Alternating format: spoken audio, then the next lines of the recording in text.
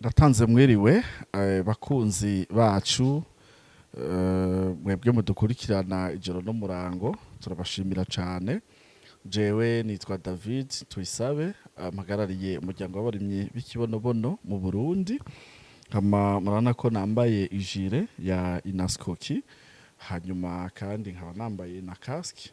Ni kubera ko twaje ngaha tuje kuraba ibikorwa muri iyo misi abadukurikirana. Twaraberetse yuko twaje gutangura uruganda kubaka izine ntoya y'ifu, yafu yacu y'ibigori. Ndibuka ko kubadukurikirana mwarabibonye, rero kuva inyuma y'irya video sinari bwasubire kugaruka ngaha, nubwo naje bwije, murabibona neza yuko bwije.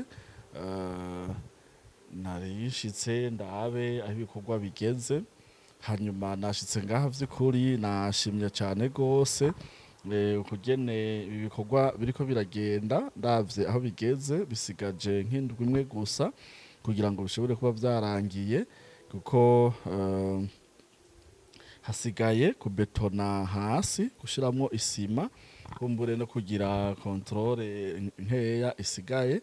Nibaza yuko nk'uko twavuganye n'abafundi n'abasanzwe bahagarikiye igikorwa ngaha, bambwiye ko gushika kwa gatandatu ibikorwa vyose bazoba babirangije. Rero mwebwe mufatanije natwe ari muntu mbere kubereka no kubasigurira amahera yanyu, cane cane ko bamaze kuyatanga, n'abatarayatanga mubone yuko vy'ukuri turiko turakora. Hanyuma rero ni gusubira kandi kubamenyesha yuko ivyo tugiye gukorera ngaha ibikorwa bizoba bijanye no guhingura ifu y'ibigori. Hano muri runo ruganda nta kindi kintu na kimwe tuzoshiramwo atari ifu y'ibigori. Ibigori mugabo bizoba biri mu buryo bubiri. Hariho iyi fu twari dusanzwe dukora y'ibigori bikobowe yitwa kibonobono, hakaba kandi hariho n'iyindi rero tuzokora y'ibigori tubanje kubikaranga.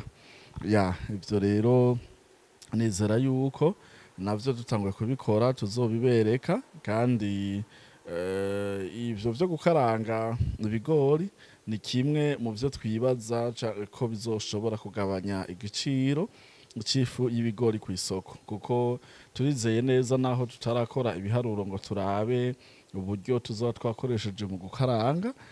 Turizera yuko ifu y'ibigori bikaranzwe izoba izimbutse tugereranije n'iyi fu yindi y'ibi bigori tubanza gukobora. Aho rero tukabandanya tubahamagarira abanywanyi bakunzi bacu kubandanya mukunda umugambi wa kibonobono, mujemwe muri benshi, turacakeneye abanywanyi benshi.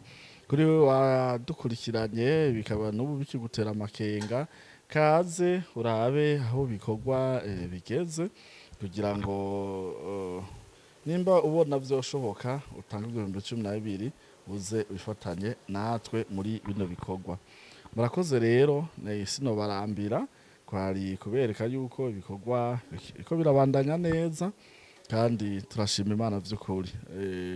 Natwe twiteguye yuko kumbure kuri iyi ndwi nko kuwa kane tuzoca tujanayo amamashine hariya, kugira ngo tube twoshobora nko mu ndwi yindi ikurikira kuzoca dutangura ibikorwa.